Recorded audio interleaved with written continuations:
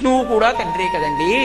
శివుణ్ణి వదిలి విష్ణువుని పొగిడి శివుణ్ణి తిడితే అప్పుడు విష్ణువునికి పొగిడాం కాబట్టి అప్పుడు తండ్రిని పొగిడినట్టు రాదా అని అడుగుతారేమో. విష్ణువు కూడా అమ్మవారే. ఎందుకో తెలుసా? అలంకార ప్రియత్వం అమ్మవారిది, అలంకార ప్రియత్వం విష్ణువుది. అవతార స్వీకారం విష్ణువుది, అవతార స్వీకారం అమ్మవారిది.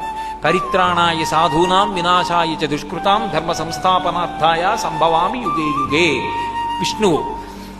అలాగే యదా యదా హి సాధూనాం దుఃఖం భవతి దానవ తదా తేషాంచ రక్షార్థం దేహం సంధారయామ్యహం అమ్మవారు. సంస్కృతంలో మాటలు తేడా, ఒకే భావం. భక్తుల కోసం, ధర్మాన్ని రక్షించడం కోసం నేను అవతారం స్వీకరిస్తాను విష్ణువు. ధర్మం కోసం, భక్తుల కోసం అవతారం స్వీకరిస్తాను అమ్మవారు. అందుకే అమ్మవారు అవతార స్వీకారం చేసి రాక్షస సంహారం చేస్తుంది, విష్ణు అవతార స్వీకారం చేసి రాక్షస సంహారం చేస్తాడు. అంతవరకు ఎందుకండి? నేను ఒక్క మాట అడుగుతాను, చెప్పండి. బిడ్డలు మగవాళ్ళకు పుడతారా, ఆడవాళ్ళకు పుడతారా? ఆడవాళ్ళకు పుడతారు. విష్ణువు నాభికమలంలోంచి బ్రహ్మగారు పుట్టారు. పుట్టిన బ్రహ్మగారు లోకాలని సృష్టించాడు.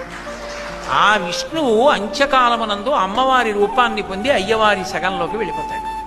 అందుకే శివుని యందు లయం అవుతుంది అనడానికి కారణం ఇది. లయకారకుడు అన్న మాటకు అర్థం ఏంటంటే పితృశబ్దం అన్వయం అవుతుందని, తండ్రి అని అర్థం. ఆయనని వేలెత్తి ఎవడైనా చూపించాడను